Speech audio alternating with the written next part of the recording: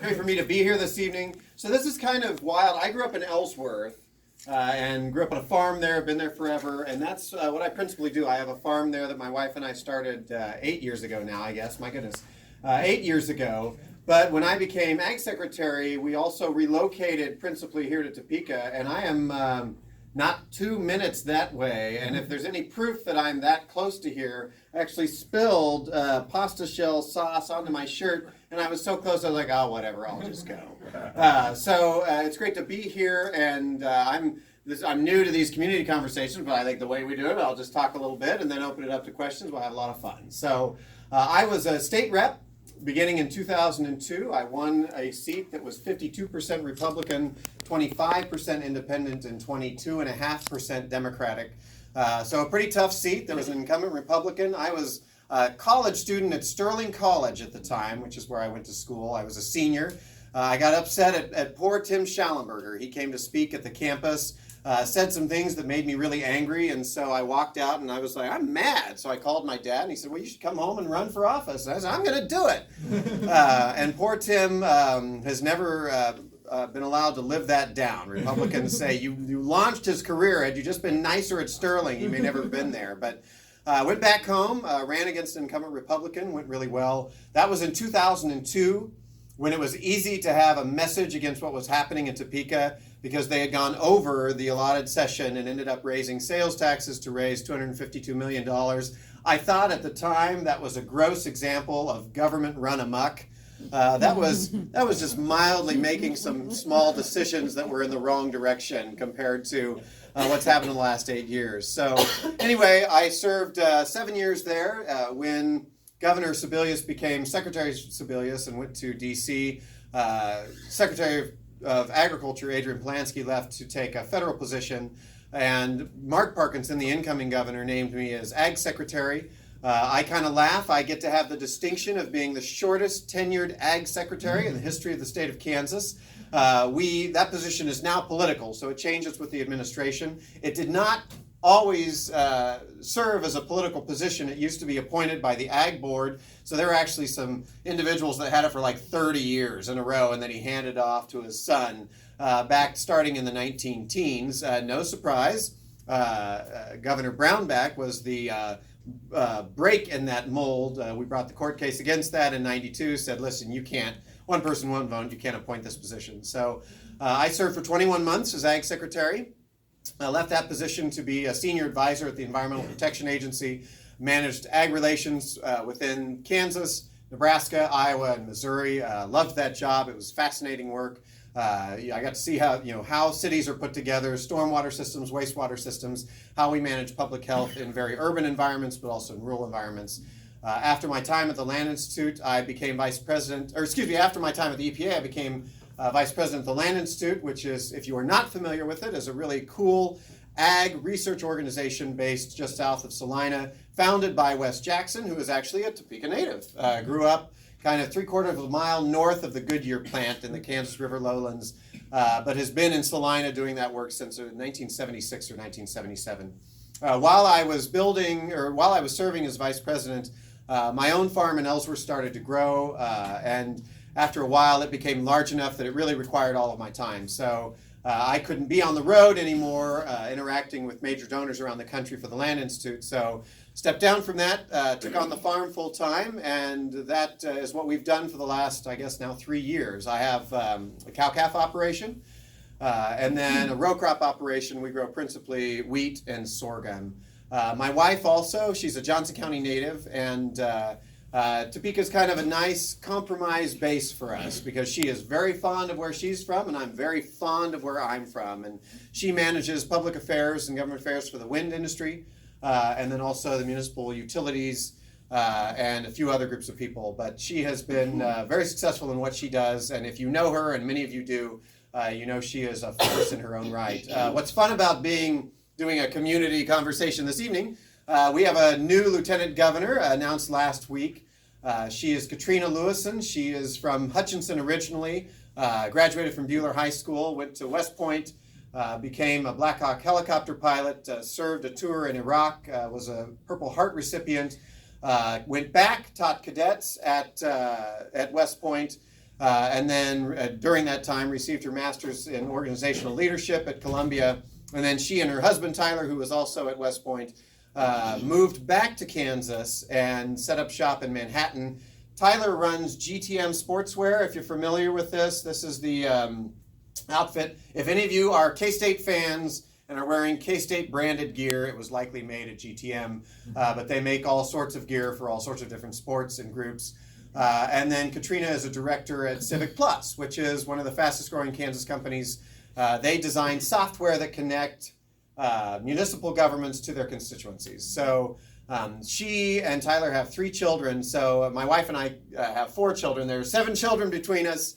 And one of the reasons we liked our ticket was because we are living out the Kansas experience as young families every single day. We are balancing parenting. We both have kind of 21st century families where both individuals are professionals and work. And so we kind of 50-50 on the parenting and 50-50 on everything else. And she has only been on the ticket for, my goodness, I'd say about 6 days now. She brings, if any of you were at Washington Days, you guys know that I can be forceful sometimes and bring a lot of energy. And Katrina has put us all into shape in terms of how much energy and enthusiasm she can bring to anything. She brings a lot.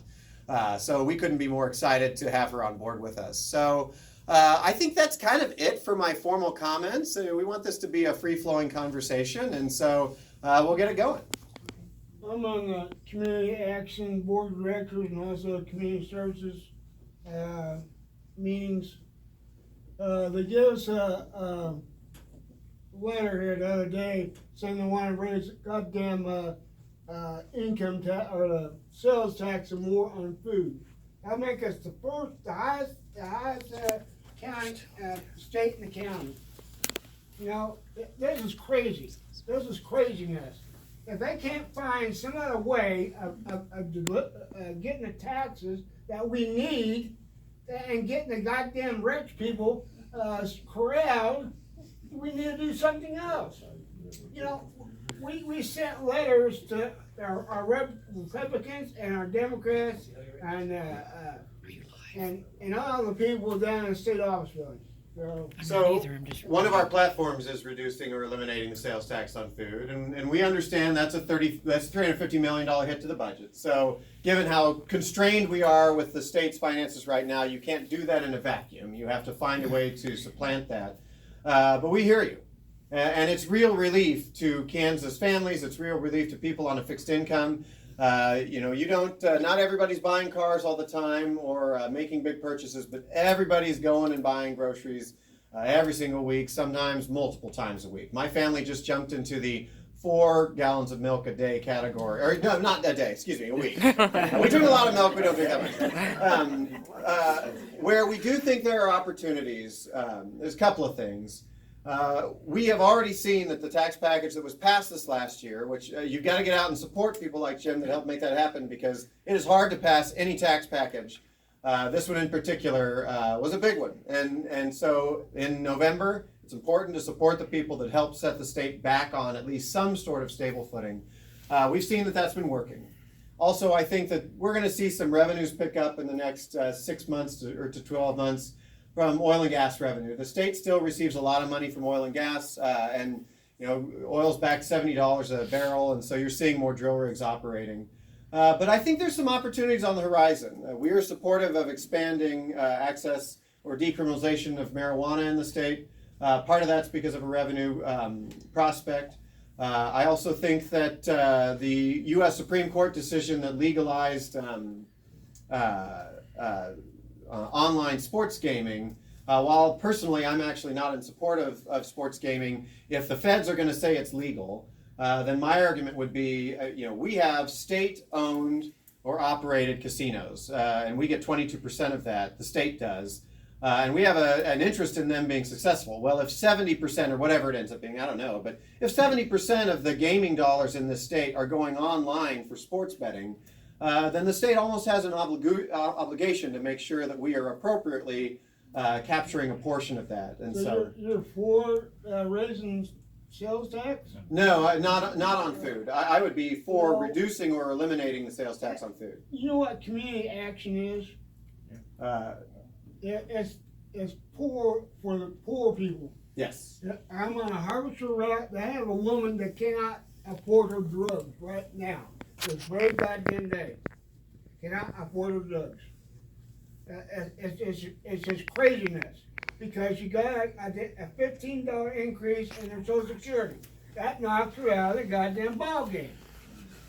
So now she doesn't get med scripts or nothing like that for the payment of our drugs and everything. And these solutions are going to take a while. I mean, the state is in such a hole, and then our state, also is going to have to rethink the way we administer can care. I mean, it's a broken system. It's not working well, whether she's a part of that or not. But for sure, that's one of the reasons that the initial day one challenges of the governor are just so difficult. Are there other questions? I was curious about, you said you were former EPA. Yeah.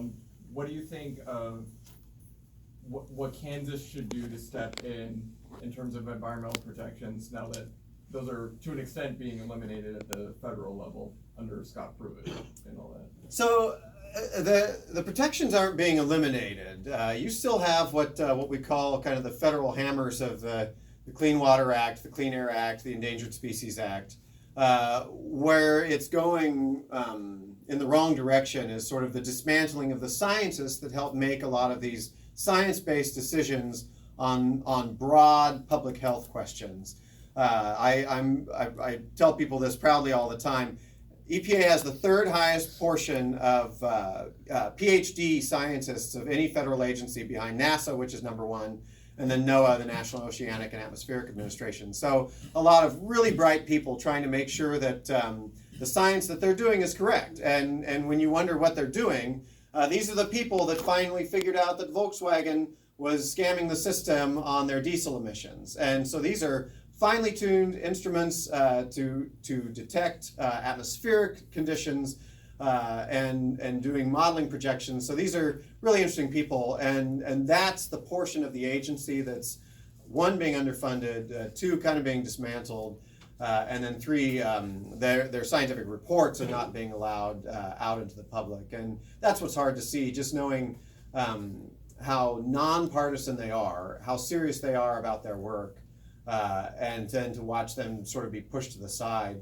Actually, there's the state agencies probably wouldn't admit this publicly, but they work pretty well with the federal agency. And Kansas has a pretty good record of being proactive. Our feedlots are some of the largest in the country, but that was kind of by design. And they put them out in western Kansas where they're further away from navigable waters or waters of the U.S. because they're less likely then to have implications of clean water rule violations. So you cross that with Iowa and Nebraska, which northwest Iowa and northeast Nebraska have thousands of little feedlots, all maybe 1,000 head of cattle each. They're a lot harder to regulate. There's a lot more escapes of raw manure into waterways. So you've got the Elkhorn River in northeast Nebraska, which is really just pretty icky compared to Kansas rivers, which absolutely could be cleaner, but they're not that bad. And that's in part because of a strong working relationship between the Environmental Protection Agency, the state agency, the Department of Health and Environment, then working proactively with producers. But it's tough to watch what's happening at the federal level. I have a lot of good friends that are still there, and things are not good at the agency right now. Yeah. To what extent, if any, are the feedlot operations and corporate hog farming polluting the aquifer? I mean, are the animal emissions are they going down into the aquifer? Or are they running off eventually into the? So they are not. I'm not, entirely an expert, but largely they're not running off, or they're not going down. They are. So waste liquid that comes off those feedlots has to be held in a lined lagoon, and then after it sits for a while, it can be dewatered. They can put it out onto a field So it could just be water with a high nitrogen content, which would just be like fertilizing. They call it fertigation. This is kind of fun. It's irrigation with fertilizer in it.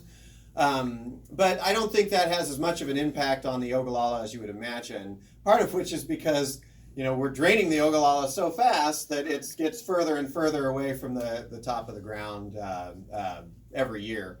Long-term implications, I think the next big question for beef production, there have been moves in front of the federal EPA for a number of years to regulate ammonia as a criteria pollutant. And this is kind of fun. This was the Shawnee County Dems. I don't think any of us anticipated going down the rat hole of ammonia as a criteria pollutant. But ammonia is given off largely from volatilizing urine. The ammonia plumes off of feedlots are large. There's no other way around looking at it. How many of you go to Rocky Mountain National Park? So each national park has a natural feature that they are sort of in charge of protecting. Rocky Mountain National Park has more of its acreage above the tree line than any other national park in the country. If you go into that tundra, which is very, very short growth and that's there to withstand those long winters, there's now a lot of cheatgrass. The same cheatgrass that grows here that's just a mess. That is because the ammonia plumes coming off of the feedlots in eastern Colorado mix with the car exhaust, and those two different forms of ammonia in the air combine to form ammonium nitrate. So it's actually raining fertilizer onto the tundra, which sounds good, except that ecosystem was never designed to have that much fertilizer on it. So it's being overtaken by short season cheatgrass moving up, which is neither here nor there in a discussion of my race for governor. Although I would say I care a lot about natural resource, and I appreciate you asking about it because we have some short-term problems in the state of Kansas, for sure.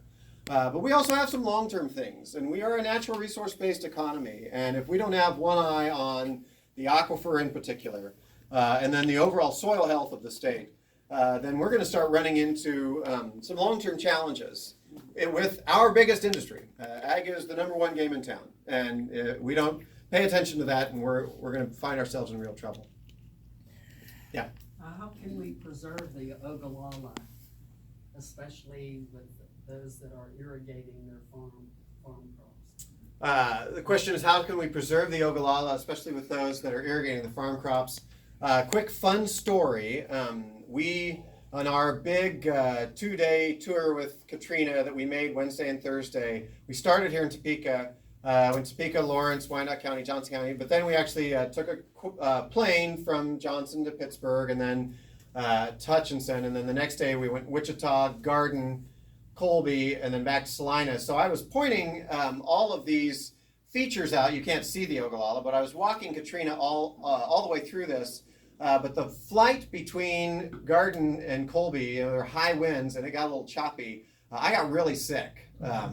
I didn't throw up, but I was green by the time we landed in Colby. And it's fun having a Black Hawk helicopter pilot as your running mate because I looked at Katrina and I said, I don't feel really well. And she's like, I'm fine. So we got to Colby and I basically just stood up and said, this is my running mate.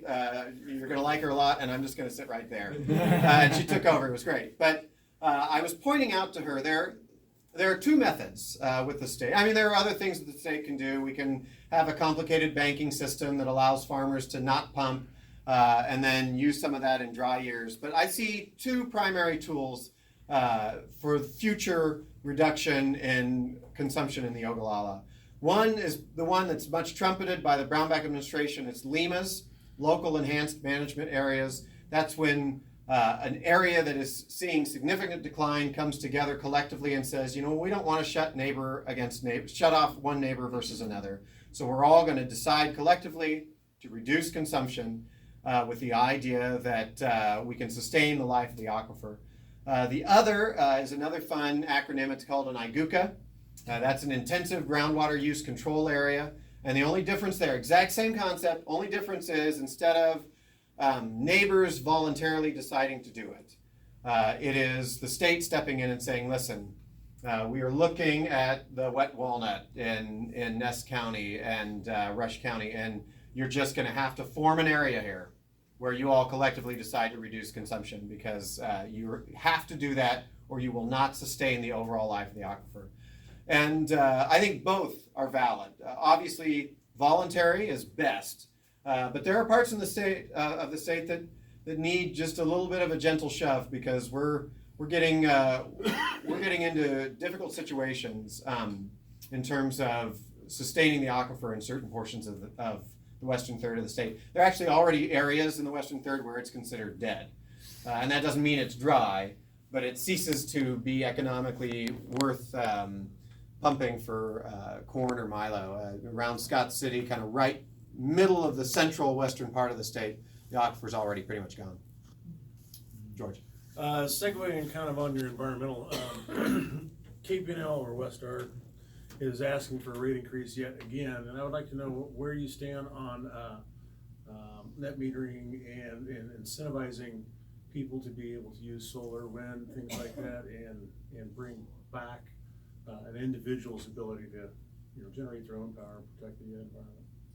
The question was, where are we with net metering? My position on that, and sort of distributed generation, the broad conversation of when you produce your own power and can put some of it back on the grid. When I started in the legislature, there was one installed large wind farm in 2002, and I can remember us having the discussion that it would be fun to see it go to 3 or maybe 5 projects around the state. Jim was a part of those early conversations as well. At the end of this year, we're going to hit 39 installed commercial or large wind projects around the state of Kansas, which isn't the same thing, but I'm giving you this backstory for a reason. We have joined the 5 Gigawatt Club, which is a very select group of states that have 5 gigs of installed wind in the state. It's been incredible. But the biggest change, the most interesting thing that's happened in those 16 years isn't just the installed wind.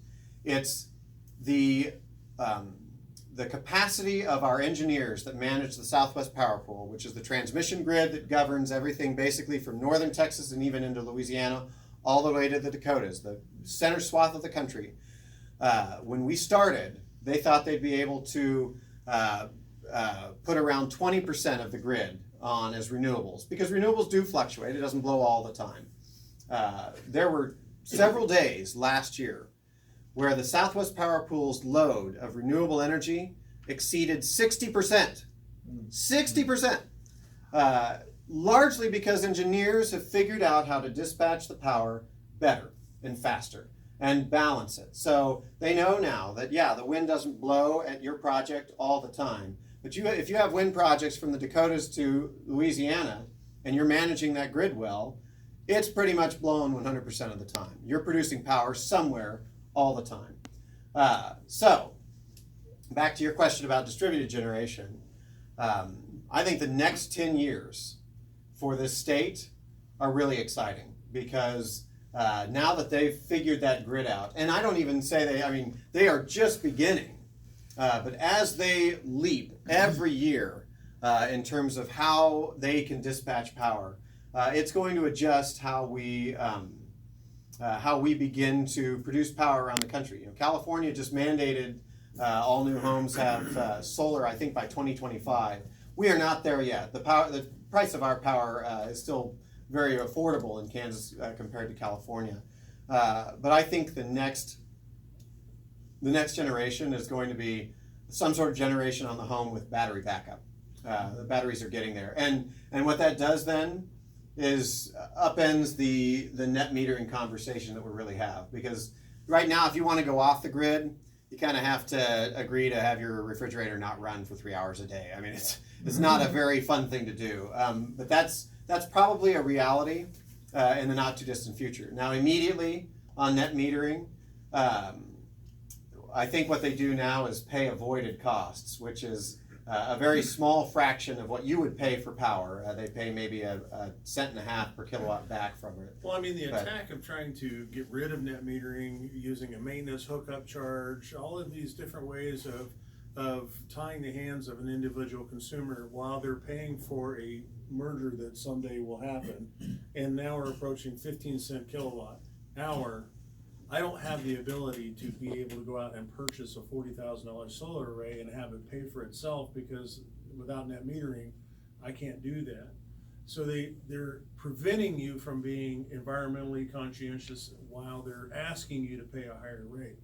One of those two has to give. We either appoint people where they stop jacking up the rates and constantly applying for a higher rate, or allow us to be able to put solar. And it seems like the governor, through whatever reasoning behind it, is playing both sides, the Westar, and keeping the consumers hooked on Westar. And my only, as I answer this, I'm just trying to help level set expectations. Moving the needle for utilities on interconnection is difficult. And believe it or not, Westar is probably even easier than most of the co-ops around the state in terms of getting interconnection. And I think you're probably going to see a better shift in the next 10 years of simply just being able to move off the system than fighting that net metering fight, because it's hard. And they have stranded assets, and I get that. So they want to protect those assets. And there's also still some question of whether or not distributed generation is in terms of the environment any better, just because aggregating power production tends to be a little more efficient. But for sure, as they get better with solar panels and they basically take the place of our roofs, there absolutely is a future for you producing power on your own home. I just think it might be faster in a different form than the traditional net metering one that you're asking about. Jim. Josh, thanks for coming tonight. And George, I can talk to you a little bit about that, the solar and all that. First round's on me. Yeah, we had a big fight in the session over that.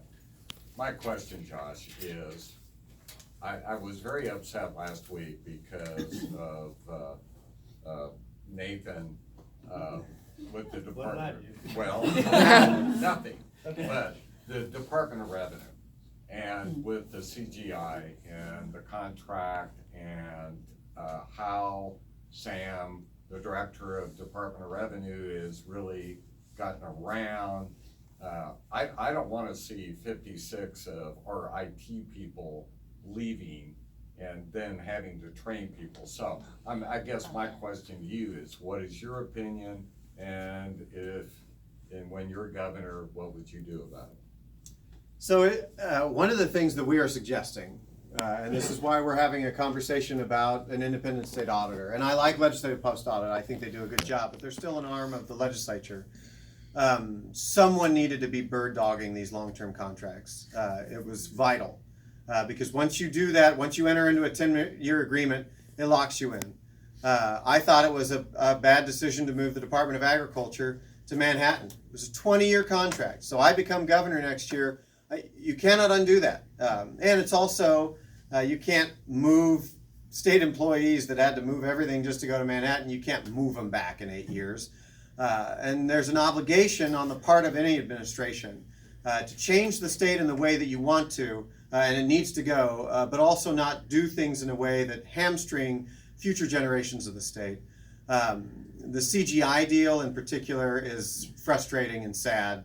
I know personally individuals that work there. We had an IT department when I was at the Department of Agriculture. They were dedicated, good employees, like any organization or business. There are state agencies that have state employees that clock in their time, for sure. But you'll find that in any business. But what I found as the norm when I was at the Department of Ag were dedicated civil servants that showed up to work every day trying to make the state a better place. And what I was shocked with about the CGI deal is that private entity doesn't exactly have a great track record. So there were a variety of things. Plus, the overall price tag we're paying them is pretty darn high. And I don't know enough about what we were spending beforehand, but it seems to me that surely we could have found a way to do this as cheap, if not cheaper, with state employees here in the state of Kansas. And while we're at it, I'll just throw on my one other beef about what's happened at the Department of Revenue. You're always going to lose to private business attracting people to work at a state agency. So you got to offer good benefits. You have to offer a quality place to work, and you have to have an administration that respects employees and says, we value you and we value the work that you do. I know the docking building isn't the nicest building on earth, but it's also not the worst. I've seen a lot worse. So you move revenue out of docking and you move it to the abandoned Dillons on 29th and Topeka. I'm sorry. How do you get a 23-year-old out of college and say, hey, why don't you come work at this windowless former grocery store next to the Spangles in a strip mall? I mean, this is the front door. Sorry, if anyone works at Revenue. My favorite building. But I just, the first time I went there, we had a large wind company with us with some complicated tax questions, and that was the first state agency that they visited, and that is the front door of the state. And I understand being frugal, but there's a difference between being frugal and sticking employees in a place where you basically say, we don't care about you. And so I have seen them add windows and a sign outside. So maybe there's some potted plants too. But we have a long way to go to just rebuild a level of respect with people. To say this state is invested in the people that put the government to work every single day. Ma'am. I was down in Wichita last week visiting Textron and Spirit, and they are dying for workers. They need 600 people right now, and we have almost 40,000 manufacturing jobs going unfilled. So I'm wondering if, and these companies are saying, if we don't get trained workers, we're out of here. We can't really afford that. So I'm wondering if you have any thoughts about how we get more people trained for the jobs that we have, and how do we encourage more young people to go into technical fields? So the question was, huge vacancies at Textron and Spirit. You can see it in this community. Ernest Spencer, north of town, had its biggest year last year, but they could have been 30% bigger. But they didn't have the employees. They couldn't find the workers. I think some of it is training. I think actually more of it is almost, as you said toward the end of that question, beginning to direct people toward technical careers earlier in their life. KCK School District is probably the most innovative, I think, right now with this. They have reorganized the 5 high schools of USD 500 in Wyandotte County into centers. So you pick as a freshman in high school, which first time I heard this, I was like, whoa. Like freshmen in college don't even get it right. How do you expect a 14-year-old to pick this right? But they said it's like anything else. There's going to be hiccups. You can change halfway through. But we have to begin the process of training young people. So they come in as a freshman, they say, I want to be an attorney. So you're going to go and do a sort of a humanities, language arts sort of training high school. There's one for the arts. There's one for mathematics and engineering. There's one for a technical track. So you start even in high school. And I can't even explain everything about what you end up with, but you end up with a great certificate that is preparing you for whatever direction you want to have afterward. Because the kids need to start hearing before they're making decisions on colleges. So before they invest in a 4-year degree, when maybe that's not what they really need, and they don't need $120,000 worth of debt, make them begin thinking about that in their high school years. That's not a total solution. Workforce is huge. One of the reasons the Tyson chicken plant became such a huge thing was they were trying to get it close to a place with a ready workforce. So workforce is a real consideration for any growth in the state. But I think that earlier training, earlier tracking within high school is going to help. As a segue to that, the Supreme Court heard oral arguments today in the school finance case. Talk to us about your leadership plans and what you will do, because no matter what the court does, there's going to be disgruntled people on some sides and different parts of the state. Talk to us about your plans for that. So I think, of course, I don't speak for the Supreme Court, but I think that the 92 school finance formula is largely, that's been the most equal formula we've had in years. And anything that we have moving forward that's fairly equal is going to resemble that plan. And the one that's sitting in front of them right now is pretty close to that. You can always tweak it a bit. but you're still going to have to equalize property taxes across the state, just because the different districts are just very different. And it's unfair for those areas that have a poor valuation. The struggle is going to be, what's the magic number to get schools back on the right track? I actually think the $540 million or whatever it ended up being is probably as good as the state can do right now. And that's not saying that that satisfies K through 12 public education. We all know that it's been chronically underfunded and it needs more money. The problem is, so many state agencies have been chronically underfunded. We have corrections, we have mental health, we have higher education, which is driving tuition rates.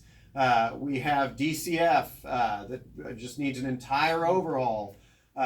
So we have KDOT and an absolute lack of any long-term transportation direction.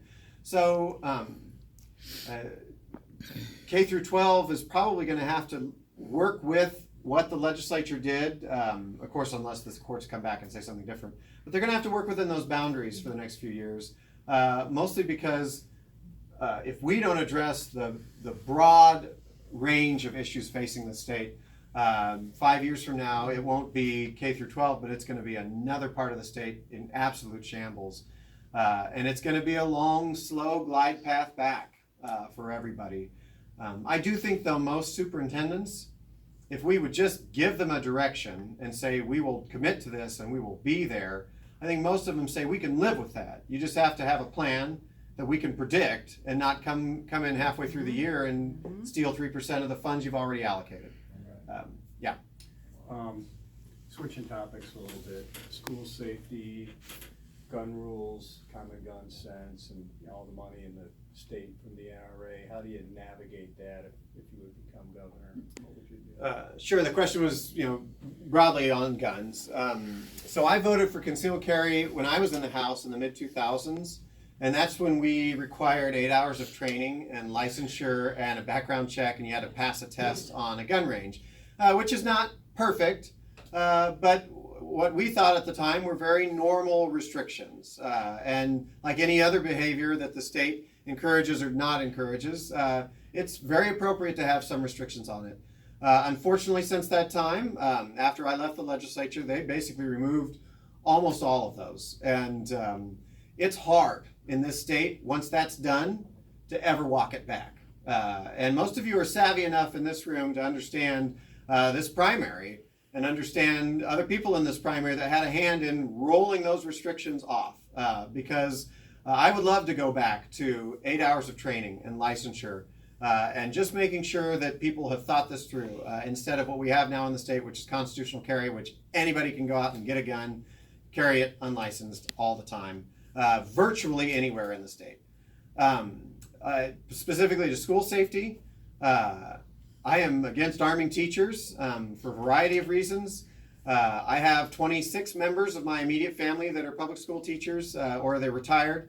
She's not here to, I always use her as my stump joke when I talk about this. I am very fond of my mother-in-law. She's wonderful. She retired from teaching at Shawnee Mission West.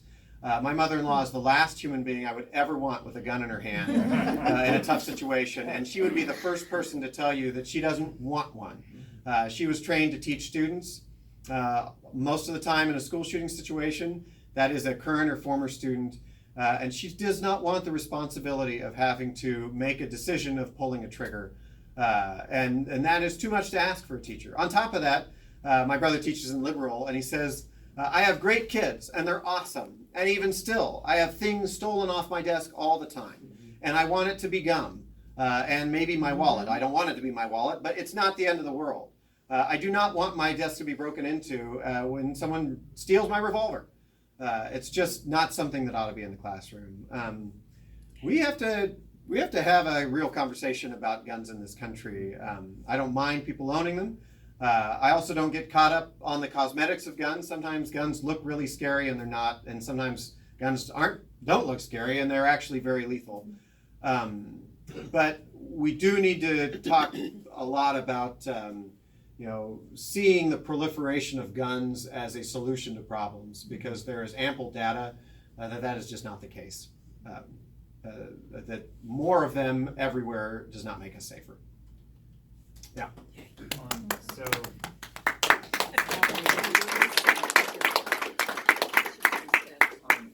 you said how important this primary is. What is your administration, what would you attempt to do to get voter turnout higher than what it has been in the past, especially with like teenagers and just like college-age students? Do you have any ideas or programs that you're trying to implement to get information out, or The question is, how do we drive voter turnout, particularly voter turnout among younger people? It's really sad. Chris Kobach, I know people, within the Democratic Party love to beat up on him, but he really has made things really bad. No. We don't just Oh, say you that. just? Really? I hadn't noticed. If you're a Republican and you want to vote in this primary, and Katrina and I have a lot of supporters that are Republicans that want to vote for us, they have to get changed by June 1. No one is thinking about changing their party affiliation 2 months ahead of a primary. And so it's really hard to get people engaged. And I understand. I tell this story. My first presidential election that I could vote in was Bush v. Gore. Like, really important. I was 20. I was 20 years old. I was at college. I didn't vote. I'm a junkie. I follow this stuff. I've had my whole life, and I didn't vote. And I lived 36 miles from home. So I totally could have gone home. So I understand. With college kids, with younger people, it's harder to get engaged. But we feel like we're doing a couple of things. One, we have a more active social media platform, which helps. And we try to produce more content, and occasionally I try to make it funny, and I probably fail at that. But I think that's important. But two, the bigger one, it was not accidental for me as a 38-year-old to choose a 40-year-old as my running mate. I feel like this is a generational shift election. And I feel particularly with the gun issue that young people are engaged in ways they have not been before. And they're tired of watching that issue in particular just continue to be kicked down the road. And they wanted people that were different. And so when we started looking, we didn't have an exact age in mind, but it's amazing sometimes the right person just falls in place at the right time. And so we're maybe not the best people to speak to millennials because we're lame parents with kids. But I do know what flossing is, the new dance craze of little kids. Because I've got a 9-year-old, and we get it. And I think we speak to it a little better. And it's still never going to be perfect. We have been chasing the youth, I say we, the Democratic Party's been chasing the youth vote since the 60s. And it's just hard. It's kind of like church attendance. It gets higher as you get older because you start realizing you're going to die. So you start going to church more. Politics is the same way. You just see an engagement as you get older. But we feel like we connect in a few different ways than some of the other campaigns. Nathan. This is a broader strategic question since you're addressing a room of Democrats here. All the issues that we've talked about here, these are wonderful Democratic positions. No matter who's in the governor's office, we're going to need more Democrats in the legislature, people like Sarah and George here and Jim. So what is your broader plan to build the base of the Democratic Party so we're not going into these discussions with 9 of 40 senators and 40 of 125 representatives? So in 2002, when Governor Sebelius won her first term, one of the top 10 performing counties for her in the state of Kansas was Ellsworth County, a Republican-dominated county. And I say that because it was one of the top 10 performers, not because Kathleen campaigned so hard there, because there was a state house race there that drove every Democrat out to run. It was mine. And so I understand reverse coattails. There's this idea that the top of the ticket drives coattails for everybody else. I think it's the reverse. When Sarah or when George knocks on 10,000 doors or whatever it is, she is helping me or whoever the top of the ticket is, because you're driving Democratic turnout. So I want people that are not just holding positions and sticking their name on the ballot, but people campaigning. And I know you're from Hayes, which Hayes is a good Democratic bastion, but anybody from Western Kansas, I have a theory, not just go after those moderate Republicans that hold Democratic seats in Johnson County, but go after those seats in Western Kansas where people maybe haven't been campaigning very hard. Push hard there, because my experience was my district was so happy that a young person came back and dedicated themselves there that they were willing to put their faith in a 22-year-old, which as I look back on it was shocking. But they did. So you can, my philosophy is you can win any seat in the state. It's all about the candidate and how hard they're willing to work. And sometimes the more rural, the more bad they look on paper, the better. Because the incumbent Republican may just not be working very hard, and you can sneak in and do it. Whereas, you take Melissa Rooker in Northeast Johnson County, she's a moderate Republican.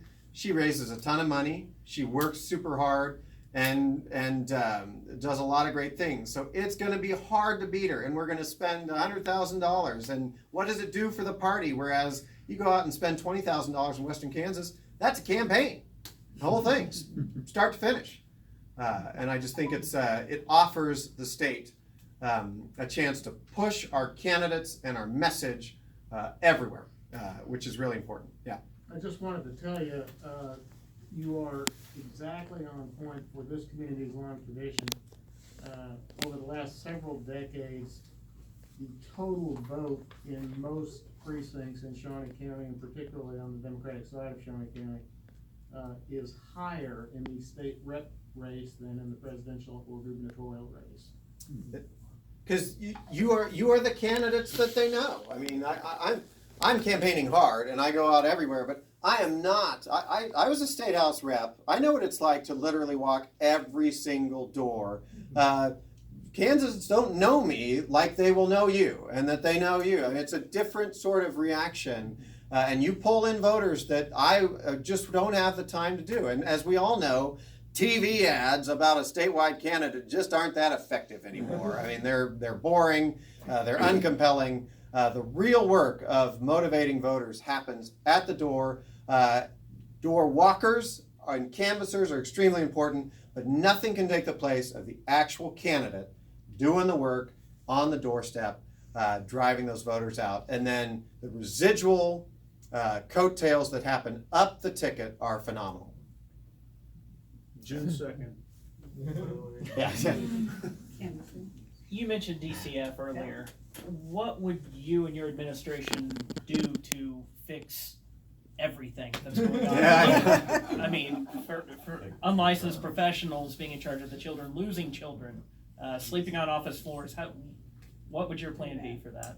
So there are a lot of ways in which the state is sad. That's probably the most sad. As I tell people, you reduce funding in the Department of Agriculture, it means that we don't turn around water rights paperwork as fast as we should, which is bad. But that's what that's meaning, nuts to bolts at the Department of Ag. You reduce it and you neglect the Department of Children and Families, and we start talking about children's lives that in some cases are irrevocably changed for the worse. So as a state, it's ground zero in terms of how we fix what's going on there. It's a couple of things. It's CanCare, the overarching system that then feeds into DCF. You have to have, we need to be asking ourselves, back to these long-term contracts, I'm not entirely against privatization at all levels, but should we be spending a ton of money to companies that are based outside the state of Kansas that could otherwise stay here? But then even within DCF, it's about an agency head that is from Kansas that appreciates and recognizes the challenges that she or he is going to face, and then building a system off of that. And I saw probably the same report that you did in the papers last week about the vacancies within DCF and moving the employees around as much as they possibly can. This is government, and you get what you pay for. and you neglect it and you underfund it, and people start falling through the cracks. And so some of it is salary. Some of it goes back to our joking about revenue. If you're not attracting quality talent, it's like anything else. You can have a body, a warm body filling that position. But if they're not the best possible talent that you could get, they're just not going to do the best possible job. And you have to attract the best people to do this. And it's social work, and that's not easy. Social work is really hard. And so you have to pay more because of that, because you're asking people to come in and work with people's lives. And day in and day out, that is difficult. So it's going to be a major challenge. But frankly, whether it's me or anybody else, that's a day one agenda item because that's a black eye for the state of Kansas. How we treat our children reflects who we are as a people. Carolyn? Where do you stand on a woman's right to choose? Sure. So one of the nice things about having a running mate is that this has been a discussion point within this primary. I voted pro-life when I was in the House per my district, and I've always committed to people exactly what I was going to do. I've told everybody on the campaign trail that I'd veto any new restrictions on women's reproductive rights, and I've always been supportive of contraceptives and expanding access to vaccinations and sex education. But it's also nice, she's not here this evening, but Katrina's very pro-choice, and she talks openly about how she was raising her three daughters, their three children are daughters, to be in command of their own bodies, and that's important for her. And so I think we provide a lot of balance. The other nice thing about Katrina and I are we are both, she's from Hutchinson, I'm from Ellsworth. We understand how to have this conversation around the state, that it can't simply be a zero-sum game of one side wins and the other side loses. You have to communicate in a way to begin to bring people over, that they might understand it better. And I can do that a little bit, but I'm still a guy, and guys just don't communicate it. This is not an issue we communicate well on, and it's great to have a running mate that can speak with conviction on it, and she does a great job. And so I hope some evening you have the opportunity to listen to her talk about it. In the back. Yeah, to follow up on the last question, as governor, so you take office in 2019, would you fully fund Planned Parenthood? Yes or no? Or, in other words, all the restrictions on abortion that have happened in the Brownback administration, would you seek to reverse them, or would you be content with the status quo? So, people have asked me that before, and I've said, listen, if a bill arrives on my desk that rolls back one of those restrictions, I'm still a member of, I came out of the House. I'm responsive to that chamber, which is great. It's a responsive body of the state. If they send me a bill that rolls back a restriction, I would sign it. But what I tell all of you, as Democrats, you have to understand, do you know what the vote count is on those issues right now? I mean, I don't know exactly what it is. Jim probably knows. I think it's like 88, 85 to 88. Right. So if we ever want to get even close to that, you're talking flipping 25 or so seats. And that's work that has to be done by a party engaged, working around the state all the time. So you have to understand, and I go back to what I said to Carolyn earlier. This is about communicating in a way to help people understand better that the font bill that was passed 2 years ago or last year that was clearly unconstitutional. We're not communicating in a way that helps people understand that was an unconstitutional bill, and that changing the font on something wasn't going to change outcomes in any way. Yeah. Since we're moving into healthcare, medical marijuana and legalization of marijuana, I've read your articles over the last week, where I know that's coming up a lot for you. Read your website. You don't have anything on there. One of your opponents talks about putting it to a statewide vote as far as like medical marijuana, to voters. Would you talk a little bit about if you'd be in favor of that, and then a little bit more about your support or otherwise for marijuana? Sure. So I am I am for what we generally call decriminalization, which is, I'd say, the middle step. It's beyond medical marijuana, which I support. I do think there are important questions about, I mean, it's difficult when you call it medical, because the pharmaceutical industry, and I understand that, says, hey, wait a minute, you need to have something that can actually be metered, and a patient needs to know they're going to get the same thing every single time. But we have the benefit of hindsight on that, so that anything that we do in the state, we can at least know. We've seen what's happened in Colorado, and can adjust to it. I think it's actually a criminal justice issue on the decriminalization. We're filling our prisons with people that are largely nonviolent, on something that is also maybe not that much worse than alcohol. And so as a state, we need to consider how many places are held in prisons for people that are either mental health issues or minor substance abuse issues should otherwise be out. And it was kind of funny, yeah, it was the headline of that story. It was the very last question I took down in Wichita that ended up as the headline of it. But I know a lot of people are thinking about it. You know, the other criminal justice element is it's legal in Colorado.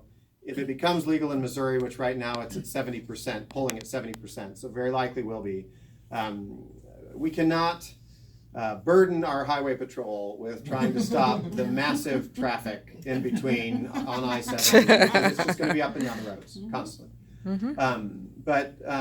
That's. And then a vote, would you?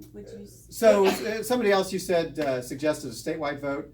I'm actually not a huge fan of initiative and referendum because I think the work needs to be done at the legislative level with open committee hearings. You open it up to initiative referendum, what you see is a lot of out-of-state money usually pours in, and maybe on this issue it's not that big of a deal, but Missouri, California, you see states with initiative and referendum, they have to face tough issues that are co-opted by out-of-state groups with deep pockets. So I'm a stick to the legislature kind of guy. Ethel? One more question after this one. Would you put a plug in for encouraging people to become precinct committee? Sure. I don't know. I don't know if you're just interested, party members or what you are. If you are not a precinct committee person, one of the most important jobs you can possibly have. It is elected, which is exciting, but you can also, if it is vacant, you can be appointed to it. And there is a precinct committee man and a precinct committee woman. So find out what you have there and consider doing it. You have some jobs that you are not required to do, which is helping to drive turnout. And back to the discussion of Shawnee County overperforming, that happens when precinct committee people drive turnout, when they know who their people are and they get them out to vote. And just to explain to you how much different Shawnee County is from Ellsworth County, I had a precinct once with one Democrat in it. So I used to tease her, and I'd say in the primaries, I was like, you're supposed to, your vote's supposed to be secret, but I will know whether or not you voted for me. But you have several hundred Democrats in a lot of your precincts, which is awesome. But so you drive turnout, but you have one very rare but very important job. If the incumbent state rep ever steps down, or a state senator ever steps down, you choose that replacement. So sometimes when when a person wins that position, they win it by like 6 votes, because it depends. Yeah, I don't know what your vote count was. 57-43. 57-43. But I mean, these are much smaller than actual elections, and the precinct committee people matter. The other example I give, after Paul Morrison defeated Phil Klein as Attorney General, we were all excited because we thought Phil Klein was going to be out of politics. Well, the Republican Party in Johnson County, the moderates had lost control of their precinct committee people. So the precinct committee people were dominated by the conservatives. They got together. Who did they appoint as the DA as a replacement for Paul Morrison? Phil Klein. So he just went from AG here to DA over in Johnson County. So you don't think it matters. Being a precinct committee person matters. I mean, I'm wagging my finger now, even Ethel. So get out there and be a precinct committee person. It's unpaid. It's largely thankless, but you are a very important part of the machinery. And she's down here for the last question. So transparency. Could you talk about how your government, your administration would make it a little better? I ask this because I just spent the past legislative session watching bills go through the House and how that all works. And at the end, I was watching for the Department of Revenue. At the end, I realized I was watching 2 bills that had been gut and go. And it's phenomenal. And I sent that to my boss, and then learned different. So I know you're not in charge of the House or the Senate or the bills, but how are you going to help with that? Question was on transparency, what we can do at the state level. At the administrative level, that's why I think it's important to have an independent state auditor, because any gubernatorial administration, mine that could be very well-meaning versus even what we have right now, which likes to do things quietly. But any administration's not going to be as forthcoming as you would want them to be. I have every intention of doing that, but I think it's healthy to have an independent state auditor standing there with you saying, do this. You need to, the public needs to know about that. So that's one. 2, on the legislative side, there are actually times, and we'll get into the weeds of this, there are times when a gut and go is maybe an important part of the process, where I think that the legislature could improve its accessibility is right now, if you want to testify before a bill, which is the whole point of having a public committee meeting, they have to give 48 hours notice for the hearing on a particular bill, which is not a lot of time. You as Topekans, it's okay, but anybody else in the state, 48 hours? But here's the kicker, 48 hours notice on the committee, but you have to have all your testimony in 24 hours in advance, 35 copies of it, to the secretary of that committee. What normal Kansan sitting at home that cares about something is going to be bird dogging something so well that